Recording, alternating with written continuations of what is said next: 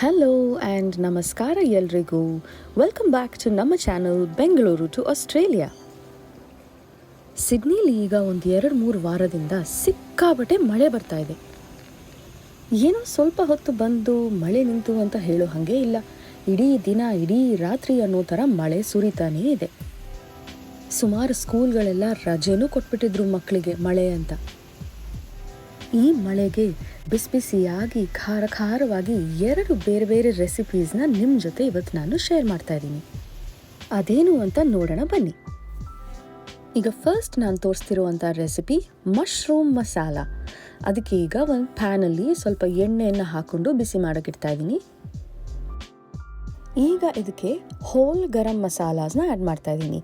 2 ಲವಂಗ, 2 ಏಲಕ್ಕಿ, 1 ಚಿಕ್ಕ ಪೀಸ್ ಚಕ್ಕೆ ಮತ್ತು 1 ಪಲಾವ್ ಎಲೆ. ನೆಕ್ಸ್ಟ್ ಈಗ ಇದಕ್ಕೆ ಒಂದು ಅರ್ಧ ಸ್ಪೂನ್ ಸೋಂಪು ಆ್ಯಂಡ್ ಒಂದು ಅರ್ಧ ಸ್ಪೂನ್ ಜೀರಿಗೆನೂ ಆ್ಯಡ್ ಮಾಡ್ತಾ ಇದ್ದೀನಿ. ಈಗ ಇದಕ್ಕೆ ಸಣ್ಣದಾಗಿ ಹೆಚ್ಕೊಂಡಿರುವಂಥ ಈರುಳ್ಳಿನ ಹಾಕ್ತಾ ಇದ್ದೀನಿ. ಇಲ್ಲಿ ನಾನು ಸುಮಾರು 3 ಈರುಳ್ಳಿನ ತಗೊಂಡಿದ್ದೀನಿ.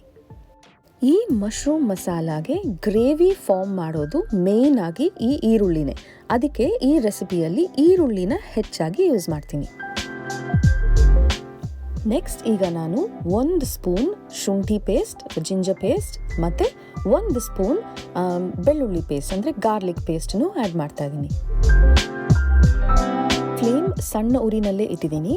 ಈಗ ಇದೆಲ್ಲವನ್ನು ಒಮ್ಮೆ ಚೆನ್ನಾಗಿ ಮಿಕ್ಸ್ ಮಾಡ್ತಾ ಇದ್ದೀನಿ.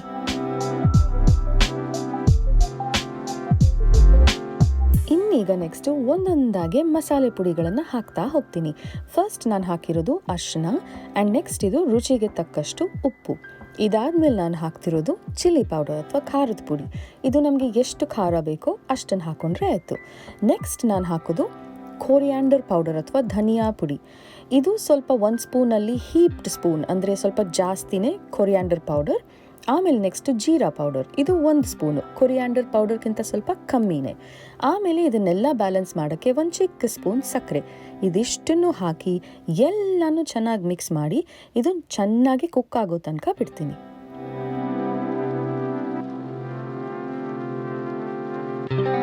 ಫ್ಲೇಮನ್ನು ನಾನು ಸಿಮ್ಮಲ್ಲೇ ಇಟ್ಟಿದ್ದೀನಿ, ಅಡಿ ತಳ ಹಿಡಿದೇ ಇರಲಿ ಅಂತ.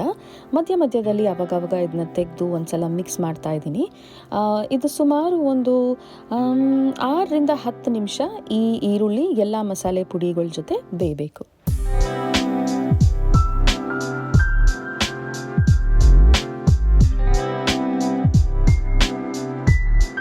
ಈಗ ಹತ್ರ ಒಂದು 10 ನಿಮಿಷ ಇದು ಸಿಮ್ಮಲ್ಲಿ ಚೆನ್ನಾಗಿ ಬೆಂದ ಮೇಲೆ ಇವಾಗ ನೆಕ್ಸ್ಟ್ ಇದಕ್ಕೆ ನಾನು ಹಾಕೋದು ಪೆಪ್ಪರ್ ಪೌಡರ್ ಅಥವಾ ಕಾಳು ಮೆಣಸಿನ ಪುಡಿ.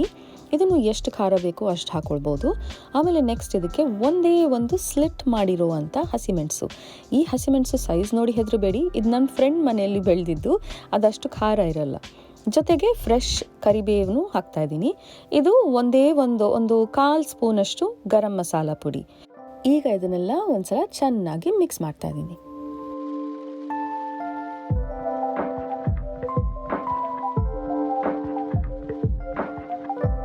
ಅದೆಲ್ಲ ಹಾಕಿದಾದ್ಮೇಲೆ ಒಂದು 2 ನಿಮಿಷ ಬೇಯಿಸಿದ ಮೇಲೆ ಇವಾಗ ನೆಕ್ಸ್ಟ್ ಇದಕ್ಕೆ 2 ಟೊಮೆಟೋನ ಮಿಕ್ಸಿಯಲ್ಲಿ ಪೇಸ್ಟ್ ಮಾಡಿಟ್ಟಿದ್ದನ್ನು ಮಿಕ್ಸ್ ಮಾಡ್ತಾ ಇದ್ದೀನಿ.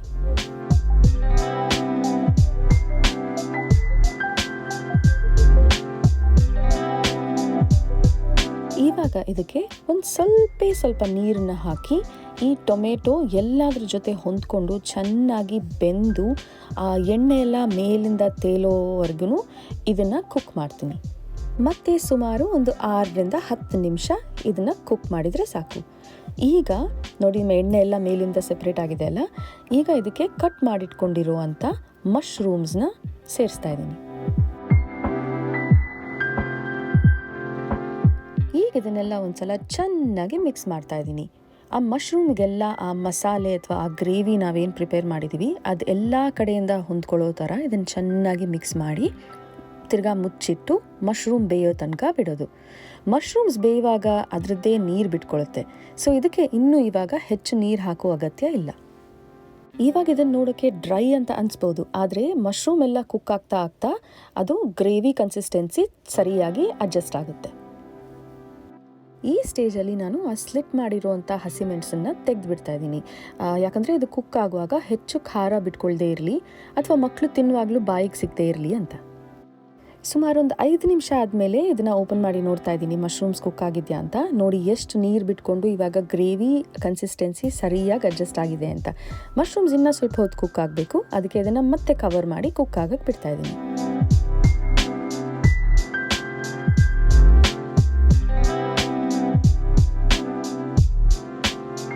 ಇವಾಗ ಇನ್ನೂ ಒಂದು 5-6 ನಿಮಿಷ ಇದನ್ನು ಬೇಯಕ್ಕೆ ಬಿಟ್ಟರೆ ಸಾಕು ಅನಿಸುತ್ತೆ.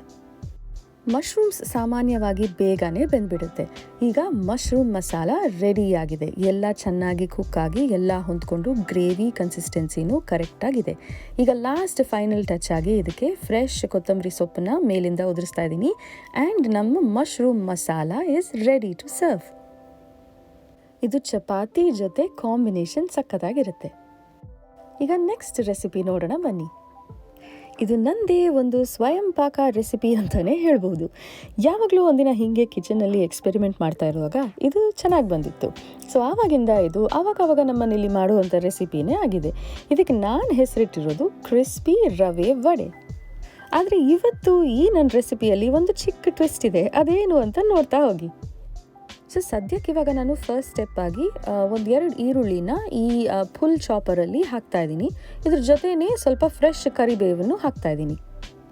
ಈ ಚಾಪರ್ನ ನಾನಿಲ್ಲಿ K-Mart ಅನ್ನೋ ಅಂಗಡಿಯಲ್ಲಿ ಕೊಂಡ್ಕೊಂಡಿದ್ದು. ಇದು ಇವಾಗ ಎಲ್ಲ ಕಡೆ ಸಿಗುತ್ತೆ. ಇದು ಈರುಳ್ಳಿನ ಸಣ್ಣದಾಗಿ ಕಟ್ ಮಾಡೋಕ್ಕೆ ಸಖತ್ ಈಸಿ ಆ್ಯಂಡ್ ಕ್ವಿಕ್ಕಾಗೂ ಆಗಿಬಿಡುತ್ತೆ. ಮತ್ತು ಗೊಳು ಅಂತ ಕಣ್ಣಲ್ಲೆಲ್ಲ ನೀರು ಬರ್ಸ್ಕೊಂಡು ಈರುಳ್ಳಿ ಕಟ್ ಮಾಡುವಂಥ ಸೀನ್ ಅಂತೂ ಇರಲ್ಲ. ಇದ್ರ ಲಿಂಕ್ನ ನಿಮಗೆ ಬೇಕಿದ್ರೆ ನಾನು ಕೆಳಗೆ ಡಿಸ್ಕ್ರಿಪ್ಷನ್ ಬಾಕ್ಸಲ್ಲಿ ಹಾಕಿರ್ತೀನಿ. ಈಗ ಈರುಳ್ಳಿ ಮತ್ತು ಕರಿಬೇವು ಸೂಪರಾಗಿ ಚಿಕ್ಕದಾಗಿ ಕಟ್ಟಾಗಿ ರೆಡಿಯಾಗಿದೆ. ಈಗ ಒಂದು ದೊಡ್ಡ ಮಿಕ್ಸಿಂಗ್ ಬೌಲ್ ತಗೊಂಡು ಅದರಲ್ಲಿ ನಾನು 1 ಕಪ್ ಅಕ್ಕಿ ಹಿಟ್ಟನ್ನು ಹಾಕ್ತಾ ಇದ್ದೀನಿ. ನಾನು ಕಪ್ ಅಂತ ಹೇಳ್ತಿರೋದು 1 standard international measure cup. Next ರೆಸಿಪಿಯಲ್ಲಿ ಟ್ವಿಸ್ಟ್ ಅಂತ ಹೇಳಿದ್ನಲ್ಲ, ಇದಕ್ಕೆ ನಾನು ಸಾಮಾನ್ಯವಾಗಿ ರವೆ ಹಾಕ್ತೀನಿ. ಆದರೆ ಇವತ್ತು ನನ್ನ ಹತ್ರ ರವೆ ಇಲ್ದಿದ್ರಿಂದ ನಾನು ಗಟ್ಟಿ ಅವಲಕ್ಕಿನ ಮಿಕ್ಸಿಯಲ್ಲಿ ತರಿಯಾಗಿ ಪುಡಿ ಮಾಡಿ ಹಾಕ್ಕೊಳ್ತಾ ಇದ್ದೀನಿ. ಇದೊಂದು ಸುಮಾರು 3/4 ಕಪ್. ನೆಕ್ಸ್ಟ್ ಈ ವಡೆ ರೆಸಿಪಿಗೆ ಸ್ವಲ್ಪ ಕ್ರಂಚ್ ಕೊಡೋಕ್ಕೆ ಅಂತ ನಾನು ಕಡಲೆಕಾಯಿ ಪುಡಿನ ಹಾಕ್ತೀನಿ. ನನಗೆ ಇದು ರೆಡಿಮೇಡಾಗೆ ಸಿಕ್ಕಿತ್ತು, ಟೋಸ್ಟೆಡ್ ಪೀನಟ್ ಪುಡಿ ಅಂತ. ಇದಿಲ್ಲದೆ ಇದ್ದರೆ ನೀವು ಕಡಲೆಕಾಯಿನ ಸ್ವಲ್ಪ ರೋಸ್ಟ್ ಮಾಡಿಕೊಂಡು ಅದನ್ನ ತರಿಯಾಗಿ ಪುಡಿ ಮಾಡ್ಕೊಂಡು ಹಾಕ್ಬೋದು. ಇದು 1/2 ಕಪ್. ಅದೇ standard international 1/2 measure cup. Next ಇವಾಗ ಆಗಲೇ ಚಿಕ್ಕದಾಗಿ ಕಟ್ ಮಾಡಿಟ್ಕೊಂಡಿರುವಂಥ ಈರುಳ್ಳಿ ಮತ್ತು ಕರಿಬೇವನ್ನು ಇದಕ್ಕೆ ಮಿಕ್ಸ್ ಮಾಡ್ತಾ ಇದ್ದೀನಿ.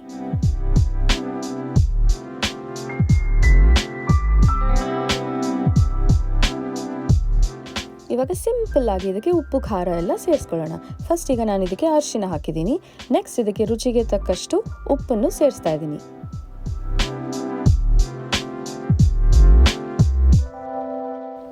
ಖಾರಕ್ಕೆ ಅಂತ ಎಷ್ಟು ಬೇಕೋ ಅಷ್ಟು ಚಿಲ್ಲಿ ಪೌಡರ್ ಅಥವಾ ಪ್ಲೇನ್ ಖಾರದ ಪುಡಿ ಅದನ್ನು ಹಾಕಿ ಇವಾಗ ನೆಕ್ಸ್ಟ್ ಸ್ವಲ್ಪ ಜೀರಿಗೆ ಹಾಕ್ತಾ ಇದ್ದೀನಿ. ಇದನ್ನೆಲ್ಲ ಈಗ ಒಂದ್ಸಲ ಚೆನ್ನಾಗಿ ಮಿಕ್ಸ್ ಮಾಡ್ಕೊಳ್ತಾ ಇದ್ದೀನಿ.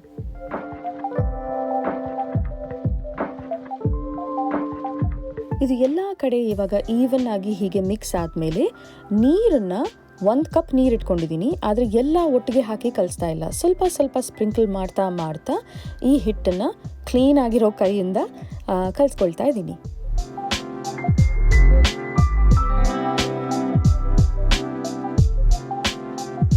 ಇದು ಹೆಂಗೆ ಅಂದರೆ ತುಂಬ ಗಟ್ಟಿಯಾಗೂ ಇರಬಾರ್ದು, ಡ್ರೈ ಆಗಿ, ಹಾಗೆ ತುಂಬ ನೀರಾಗೂ ಇರಬಾರ್ದು. ಒಂದು ಸಾಫ್ಟ್ ಚಪಾತಿ ಹಿಟ್ಟಿನ ಥರ ಇದನ್ನು ಕಲಿಸ್ಕೊಂಡ್ರೆ ಆಯಿತು.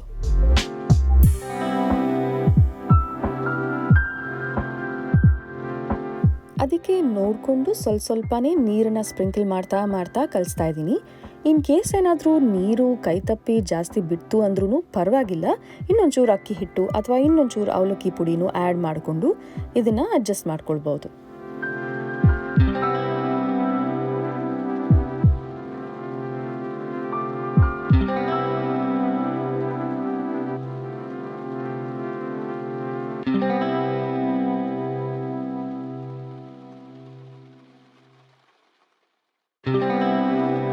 ಪ್ಯಾನಲ್ಲಿ ಇದೆಲ್ಲ ಚೆನ್ನಾಗಿ ಹೊಂದ್ಕೊಂಡು ಎಲ್ಲ ಸೇರಿ ಒಟ್ಟಿಗೆ ಬೈಂಡ್ ಆಗೋ ಥರ ಹಿಟ್ಟು ಕಲಿಸ್ಬೇಕು.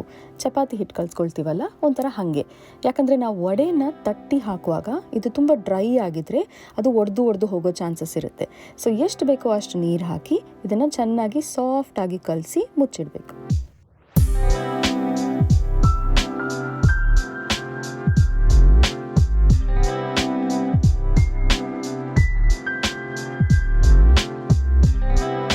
ಹೀಗೆ ನೋಡಿ ಇದೆಲ್ಲ ಸೇರಿ ಒಂದು ದೊಡ್ಡ ಸಾಫ್ಟ್ ಬಾಲ್ ಥರ ಬಂದಿದೆ. ಇದನ್ನು ಇವಾಗ ಕವರ್ ಮಾಡಿ ಇದನ್ನು ಒಂದು ಸ್ವಲ್ಪ ಹೊತ್ತು ನೆನೆಯೋಕ್ಕೆ ಅಂತ ಬಿಡ್ತೀನಿ. ಒಂದು 5 ನಿಮಿಷ ಅದು ನೆನೆಯುವಷ್ಟರಲ್ಲಿ ಈ ಕಡೆ ನಾನು ಕ್ವಿಕ್ಕಾಗಿ ಒಂದು ಚಟ್ನಿನ ರೆಡಿ ಮಾಡ್ಕೊತಾ ಇದ್ದೀನಿ. ಅದಕ್ಕೆ ಇವಾಗ ಫಸ್ಟಿಗೆ ಒಂದು ಸ್ವಲ್ಪ ಪುಟಾಣಿನ ಒಂದು ಮಿಕ್ಸಿ ಜಾರಲ್ಲಿ ಹಾಕ್ತಾ ಇದ್ದೀನಿ. ಪುಟಾಣಿ ಹಾಕಿದ ಮೇಲೆ ಖಾರಕ್ಕೆ ಎಷ್ಟು ಬೇಕೋ ಅಷ್ಟು ಹಸಿಮೆಣಸನ್ನು ಹಾಕ್ಕೊಳ್ತಾ ಇದ್ದೀನಿ. ಹಸಿಮೆಣಸು ಹಾಕಿದಾದ್ಮೇಲೆ ನಾನು ಫ್ರೆಶ್ ಶುಂಠಿನ ಚಿಕ್ಕದಾಗಿ ಕಟ್ ಮಾಡಿಟ್ಕೊಂಡಿದ್ದೀನಿ, ಅದನ್ನು ಹಾಕ್ತಾಯಿದ್ದೀನಿ. ನಮ್ಮ ಮನೇಲಿ ನಮಗೆ ಚಟ್ನಿಯಲ್ಲಿ ಶುಂಠಿ ಫ್ಲೇವರ್ ಅಂದರೆ ಇಷ್ಟ, ಅದಕ್ಕೆ ಫ್ರೆಶ್ ಶುಂಠಿನೂ ಆ್ಯಡ್ ಮಾಡ್ತಾಯಿದ್ದೀನಿ. ನೆಕ್ಸ್ಟ್ ಈಗ ಇದಕ್ಕೆ ಫ್ರೆಶ್ ಕೊತ್ತಂಬರಿ ಸೊಪ್ಪು ಆ್ಯಂಡ್ ನಮ್ಮ ಬ್ಯಾಕ್ ಯಾರ್ಡಿಂದ ಕಿತ್ಕೊಂಡು ಬಂದಿರುವಂಥ ಫ್ರೆಶ್ ಪುದೀನ ಇದನ್ನು ಸಹ ಹಾಕ್ತಾಯಿದ್ದೀನಿ. ಇದೆಲ್ಲ ಆದಮೇಲೆ ಇವಾಗ ಇದಕ್ಕೆ ತೆಂಗಿನಕಾಯಿ ನನ್ನ ಹತ್ರ ಫ್ರೆಶ್ ಇರಲಿಲ್ಲ, ಸೊ ಡೆಸಿಕೇಟೆಡ್ ಕೋಕೋನಟ್ಗೆ ಒಂಚೂರು ಉಗುರು ಬಿಸಿ ನೀರನ್ನು ಹಾಕಿ ಸ್ವಲ್ಪ ಹೊತ್ತು ನೆನೆಸಿಟ್ಟಿದ್ದೆ. ಹಿಂಗೆ ಮಾಡೋದ್ರಿಂದ ಏನಾಗುತ್ತೆ ಅಂದರೆ ಆ ಡೆಸಿಕೇಟೆಡ್ ಕೋಕೋನಟ್ಟಲ್ಲಿರೋ ಜ್ಯೂಸಸ್ ಎಲ್ಲ ರಿಫ್ರೆಶ್ ಆಗಿ ಇದು ಫ್ರೆಶ್ ತೆಂಗಿನಕಾಯಿ ಕನ್ಸಿಸ್ಟೆನ್ಸಿಗೆ ಬರುತ್ತೆ.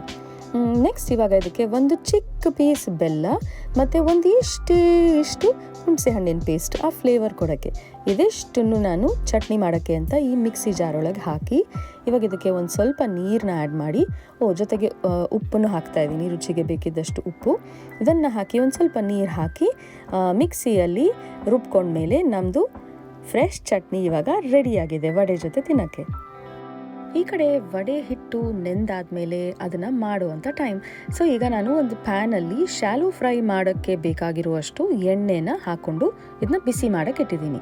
ಬಿಸಿ ಆದಮೇಲೆ ಕ್ಲೀನ್ ಕೈಯಲ್ಲೇ ಈ ಥರ ಒಂದು ಸ್ವಲ್ಪ ಕೈನ ನೀರಲ್ಲಿ ಒದ್ದೆ ಮಾಡಿಕೊಂಡು ಈ ಥರ ಸ್ವಲ್ಪ ದಪ್ಪವಾಗಿರುವಂಥ ವಡೆಯನ್ನು ತಟ್ಟಿ ಈ ಕಾದಿರೋವಂಥ ಎಣ್ಣೆಯಲ್ಲಿ ಹಾಕ್ತಾಯಿದ್ದೀನಿ.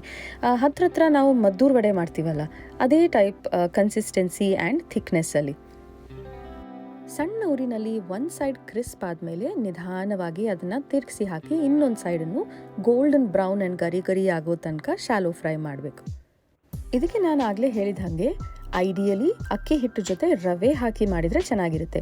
ಬಟ್ ನಾನು ಈ ಸಲ ಮಾಡಿರುವಂಥ ಲಾಸ್ಟ್ ಮಿನಿಟ್ ಫಿಕ್ಸ್ ಅಂದರೆ ಅವಲಕ್ಕಿ ಪುಡಿನ ಹಾಕಿ ಮಾಡಿದೆ ಅಲ್ಲ, ಇದು ಕೂಡ ಆ್ಯಕ್ಚುಲಿ ಚೆನ್ನಾಗಿ ಕ್ರಿಸ್ಪಾಗಿಯೇ ಬಂದಿತ್ತು. ಈಗ ಎರಡೂ ಸೈಡ್ ಕ್ರಿಸ್ಪಾಗಿ ಇದು ಶಾಲೋ ಫ್ರೈ ಆದಮೇಲೆ ಆದಷ್ಟು ಎಣ್ಣೆನೆಲ್ಲ ಡ್ರೈನ್ ಮಾಡಿ ಈ ಥರ ಒಂದು ಕಿಚನ್ ಪೇಪರ್ ಟವಲ್ ಹಾಕಿರೋವಂಥ ಒಂದು ಪ್ಲೇಟ್ಗೆ ಈ ವಡೆನೆಲ್ಲ ಎತ್ತಿಟ್ಕೊಳ್ತಾ ಇದ್ದೀನಿ. ಅಫ್ಕೋರ್ಸ್ ಇದನ್ನು ನಾನು ಹೆಲ್ತಿ ರೆಸಿಪಿ ಅಂತ ಖಂಡಿತವಾಗ್ಲೂ ಹೇಳಲ್ಲ, ಆದರೂ ಒಂದೊಂದು ಸಲ ಈ ಥರ ಮಳೆ ಬರ್ತಿರುವಾಗ ಎಲ್ಲರೂ ಮನೇಲಿರುವಾಗ ಏನಾದರೂ ಒಂಥರ ಬಿಸಿಯಾಗಿ ಗರಿಯಾಗಿ ಮಾಡ್ಕೊಂಡು ತಿನ್ನೋದ್ರಲ್ಲಿ ತಪ್ಪೇನಿಲ್ಲ ಅಲ್ವಾ? ಬೈ ದ ವೇ, ನಾನಿಲ್ಲಿ ಈ ವಡೆ ತೆಗಿಯೋಕ್ಕೆ ಯೂಸ್ ಮಾಡ್ತಾ ಇದ್ದೀನಲ್ಲ ಈ ಸೌಟು ಅಥವಾ ಏನು ಹೇಳೋದು ಇದನ್ನು ಆ್ಯಕ್ಚುಲಿ ನನ್ನ ಗಂಡ ಡೈಸೋ ಅಂತ ಒಂದು ಜಾಪನೀಸ್ ಅಂಗಡಿಯಲ್ಲಿ ಇದನ್ನ ನೋಡಿ ನಿಂಗೆ ಇದು ಯೂಸ್ಫುಲ್ ಆಗಿರ್ಬೋದು, ಚೆನ್ನಾಗಿದೆ ಅಲ್ವಾ ಅಂತ ತೆಕ್ಕೊಟ್ಟಿದ್ದು.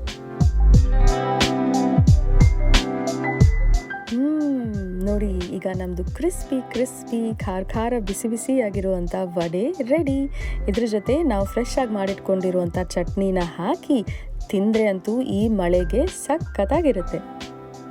ಆ್ಯಂಡ್ ಈ ಎಣ್ಣೆ ತಿಂದು ಹೊಟ್ಟೆಯಲ್ಲಿ ಸ್ವಲ್ಪ ತಳಮಳ ಆಗೋದು ಬೇಡ ಅಂತ ನಾನು ಹಿಂಗು ಜೀರಿಗೆ ಪುಡಿ ಎಲ್ಲ ಹಾಕಿ ಒಂದು ಒಳ್ಳೆ ಮಸಾಲ ಮಜ್ಜಿಗೆನೂ ರೆಡಿ ಮಾಡಿದ್ದೀನಿ ಇದ್ರ ಜೊತೆ. ಆಸ್ಟ್ರೇಲಿಯಾದ ಕೆಲವು ಭಾಗಗಳಲ್ಲಿ ಈ ಭಾರೀ ಮಳೆಯಿಂದಾಗಿ ಎಷ್ಟೊಂದು ಫ್ಯಾಮಿಲೀಸ್ ಅವ್ರ ಮನೆಗಳನ್ನು ಕಳ್ಕೊಳ್ಳುವಂಥ ಪರಿಸ್ಥಿತಿ ಬಂದಿದೆ. ಅವ್ರ ಡೈಲಿ ಲೈಫ್ ಸಹ ತುಂಬ ಸ್ಟ್ರೆಸ್ಫುಲ್ ಆಗಿದೆ.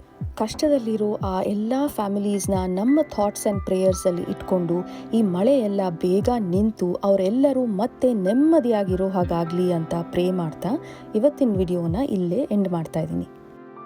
ಇನ್ನೊಂದು ವಿಡಿಯೋ ಜೊತೆ ಮತ್ತೆ ಸಿಗ್ತೀನಿ. ಅಂಟಿಲ್ ದೆನ್ ಟೇಕ್ ಕೇರ್, ಬಾಯ್.